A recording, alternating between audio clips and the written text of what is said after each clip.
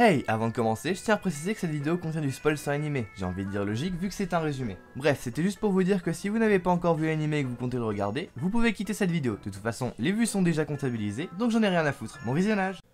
Vous êtes-vous déjà intéressé aux légendes urbaines? Et si oui, à quel point y étiez-vous impliqué? Peut-être même que vous avez déjà entendu des rumeurs sur un esprit qui entrait un lieu qui vous est familier. Ce sans pour autant vous imaginer à quel point ces rumeurs pouvaient avoir de l'importance pour d'autres. Vous êtes au courant? Il y a 7 mystères inexpliqués dans cette école. L'Académie Kamome. Ça ne vous parle pas? Je vais vous en dévoiler un alors. C'est le plus connu de tous, le 7e mystère de l'école, Hanako-san, l'esprit des toilettes. Elle se trouve au 3e étage du vieux bâtiment et exauce le vœu de ceux qui viennent faire appel à elle. Mais en échange, elle leur prendra quelque chose qui leur est cher, parfois même très cher. Mais en attendant, détendons l'atmosphère. Salut à toutes et à tous, c'est Flip. Je vais vous faire découvrir plusieurs légendes urbaines profondément ancrées dans la culture japonaise à travers ce résumé de Toilet Band Hanako-kun. L'anime commence sur une jeune fille nommée Nene Yashiro. Et oui, heureusement que les gens s'appellent par le nom de famille au Japon. Bref, elle se rend aux toilettes, comme dans la rumeur, pour faire appel à Hanako, dans un but assez précis, qui est de pécho. Ah oui, là elle est déter. Pour ça, elle va donc taper 3 fois à la porte de la 3e cabine en disant « Est-ce que tu es là, Hanako-san ?» Ouais, bon, ça fait un petit peu déjà vu quoi. Mais il se trouve que ce n'est pas comme dans la légende d'une fille qui va répondre, mais bien Hanako-kun, un garçon.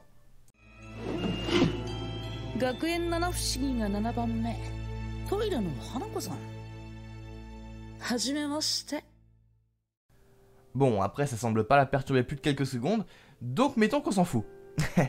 Elle va donc lui expliquer que son souhait serait d'être aimé en retour par un gars, qui s'appelle Teru Minamoto, personnage qui aura une autre importance plus tard dans l'histoire, mais on n'en est pas encore là.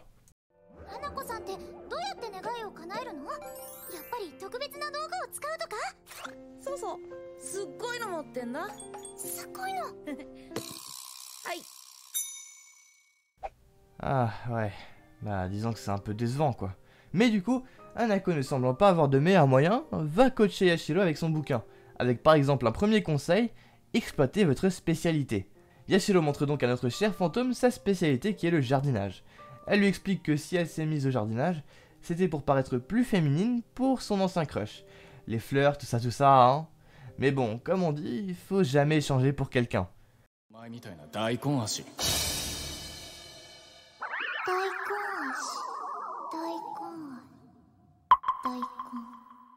Et à partir de là, ce complexe sur ses jambes va la suivre pendant toute la série. Bref, à l'aide d'Hanako, elle va faire différentes tentatives toutes plus décevantes les unes que les autres, que je ne vais pas résumer parce que c'est pas vraiment le sujet du manga, simplement une particularité de Yashiro de vouloir absolument être aimée.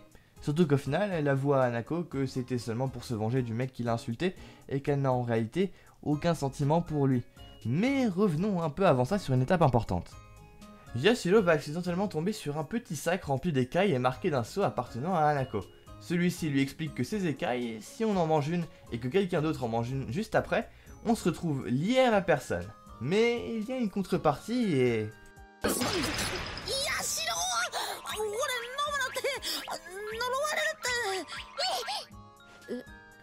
Oula, il aurait peut-être fallu lui dire la contrepartie d'abord.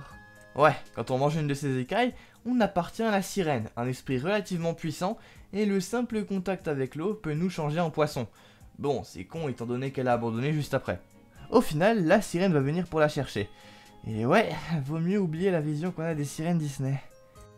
Mais heureusement, Hanako va protéger Yashiro en ouvrant le ventre de cet immondice avec son couteau.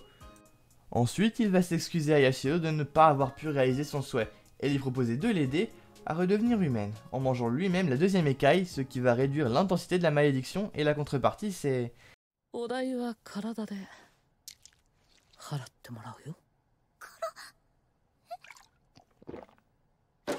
Bon, je vous rassure tout de suite, concrètement, elle va juste devenir son assistante. Ensuite, différentes pertes d'objets vont être rapportées dans l'école, et d'après la rumeur, ce serait la faute des fées qui voleraient des objets aux gens.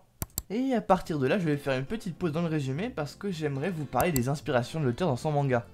Au-delà d'Hanako, qui est inspiré de la légende du même nom, dont vous avez sûrement déjà entendu parler, les autres esprits du manga sont globalement tous inspirés par le folklore japonais, Rien que les sirènes déjà. Au Japon, on raconte que la chair d'une sirène a des propriétés magiques. La légende varie ensuite beaucoup. Certains disent qu'en manger peut énormément augmenter sa durée de vie, et d'autres que son corps se retrouvera recouvert d'écailles, exactement comme dans l'anime du coup. Pour ce qui est des faits, j'ai pas réussi à trouver de réelles légendes dont aurait pu s'inspirer l'auteur, simplement des yosei, dits esprits envoûtants, donc ça n'a absolument rien à voir. Et sur les disparitions d'objets, tout ce que j'ai pu trouver, ce sont les yokai de type Tsukumogami, des objets qui se changent en esprit, et en parlant de yokai, il existe également les Tsukumogami dans le jeu Yokai Watch, jeu dans lequel est également fait mention des 7 mystères de l'école durant la quête principale. En revanche, pour en revenir aux faits, je n'ai pas pu m'empêcher de remarquer une forte similitude avec les faits de l'arc Dressrosa dans One Piece, qui n'ont certes absolument rien en commun sur leurs origines, mais qui s'amusent également à voler des objets. Alors à voir s'il y a réellement une inspiration derrière, j'en sais pas plus. Bref, après avoir été attaqué par un monstre représentant les fées, Yashiro va encore être sauvé par Hanako, qui va finalement lui expliquer que les esprits sont obligés d'agir comme la rumeur qui court sur eux le dit, sous peine de disparaître, et qu'il est chargé de maintenir la paix entre esprits et humains. Yashiro va donc cesser les vols d'objets en changeant la rumeur sur les faits. Ensuite, Yashiro et Hanako discutant tranquillement sur le toit de l'école vont faire la rencontre de Minamoto Ko, oui, le petit frère du crush de Yashiro. Celui-ci annonce être exorciste avec une entrée fracassante, et vouloir exorciser Hanako. Finalement il échoue lamentablement, et le 7ème mystère se gêne pas pour se foutre de sa gueule. La fille essayant de protéger Hanako, Ko lui révèle alors que celui-ci avait un jour commis un meurtre, et on découvrira plus tard qu'il s'agit de son petit frère, qui lui ressemble comme 2 gouttes d'eau, à la différence de l'étiquette sur sa joue qui, au lieu d'être blanche, est en fait noire. En plus qu'elle s'agit d'un personnage bien détestable. Le prochain mystère sera alors l'escalier Misaki, et je tiens à préciser que c'est la meilleure amie d'Yashiro qui lui parle de toutes ces rumeurs, et elle s'appelle Aoi Akane. Selon la rumeur, il ne faut surtout pas poser le pied sur la 4ème marche de l'escalier B devant la salle d'art, au risque de finir emporté dans l'au-delà et démembré. En réalité, l'au-delà c'est une image pour décrire la frontière entre la vie et la mort, appartenant à chaque esprit. Ceci est inspiré du Kamigakushi, qui vous rappellera sûrement le voyage de Chihiro si vous l'avez vu. Finalement, Aoi va disparaître et Yashiro sera la seule à se souvenir d'elle. Finalement, accompagnée d'Hanako et de Ko, ils vont se rendre à cet escalier et franchir la frontière, en marchant sur la 4ème marche. Dans ce manga, une frontière est un endroit qui ne se trouve nulle part et appartenant à l'un des 7 mystères. Dans cette zone, l'esprit qui en est propriétaire est le plus fort, et les autres esprits ne peuvent pas utiliser leur pouvoir. Du moins, tant que leur réceptacle n'est pas détruit, et pour ça il suffit tout simplement de décoller un seau se trouvant sur un objet qui est cher à l'esprit contrôlant cette frontière. Bon, on va skip et se rendre compte que finalement, l'esprit qui contrôle cette zone, aka le 3ème mystère, s'avère en fait être un kitsune. Ça, il y en a vraiment partout dans le folklore japonais. Après cela, il y a encore une nouvelle rumeur qui se répand. Ouais, pas de repos. L'arbre des déclarations, un arbre se situant derrière l'école et sous lequel apparemment, personne ne peut refuser les sentiments de quelqu'un. Bon, vous vous dites sûrement que Yashiro va y voir une occasion, mais non, même pas. Elle va juste être très perturbée qu'Hanako lui propose de le rejoindre sous cet arbre après les cours. Bon, finalement on apprend qu'il voulait juste faire semblant de lui avouer ses sentiments pour qu'elle refuse, poussant l'arbre à se révéler sous la forme d'un esprit pour qu'Hanako le poutre tout simplement en lui disant qu'il se mêle de ce qu'il ne regarde pas. Ce qui est pas faux en soi. Il est également fait référence à cette légende dans Yandere Simulator et je vous invite d'ailleurs à aller voir ma vidéo sur le sujet. Après cela, Yashiro va vouloir en apprendre plus sur Hanako, et va donc se renseigner à la bibliothèque dans les livres qui parlent de lui, ou plutôt d'elle, puisqu'il n'est connu chez les vivants qu'en tant que fille. C'est alors qu'elle va rencontrer une fille qui coopère en fait avec Tsukasa, le petit frère de Hanako, mais ça, elle ne le sait pas encore. Celle-ci lui conseille d'aller se renseigner auprès du 5ème mystère, les archives de 16 heures. Une salle des archives accessible qu'à 16 heures, et qui contient un livre pour chaque personne, les vivants et les défunts. Chaque livre retrace la vie d'une personne, de son passé à son futur, dans son entièreté. Ce mystère étant ami avec Hanako, va se laisser exorciser par Yashiro. L'idée d'Hanako était de supprimer les 7 mystères pour éviter que Tsukasa fasse plus de dégâts en modifiant les rumeurs sur les esprits pour les rendre meurtriers. En revanche, ce qui est intéressant, c'est qu'on en apprendra plus sur le passé d'Hanako dans cette scène. Donc Hanako, de son vrai nom, Yugi Amane, ayant choisi d'abandonner tous ses rêves comme l'astrologie pour simplement ne jamais quitter cette école. Bon, ensuite on va avoir une moitié d'épisode consacré à la confection de donuts que Yashiro va vouloir offrir à Hanako. Parce que oui, on a aussi bien appris qu'il adore les donuts. Mais malheureusement, Tsukasa va complètement gâcher leur moment de bonheur en changeant radicalement le comportement d'Hanako. Ko va ensuite rencontrer un esprit plutôt faible n'étant pas l'un des 7 mystères, qui a comme seul regret pour pouvoir reposer en paix qu'on se souvienne de lui. Il s'appelle Mitsuba, il était très introverti avec un sale caractère et aimait beaucoup la photo.